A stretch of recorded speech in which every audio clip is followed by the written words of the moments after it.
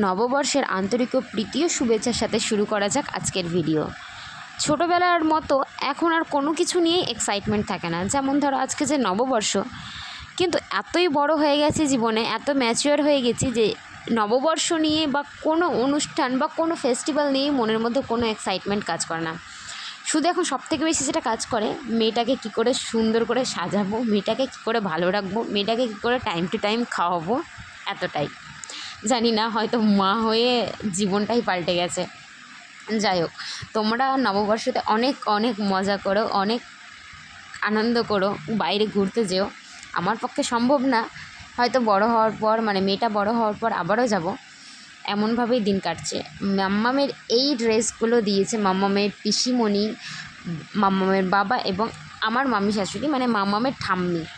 আর তারপরে বিকালে মাম্মামকে নতুন ড্রেস পরিয়ে একটু বাইরে খেলতে নিয়ে গিয়েছিলাম।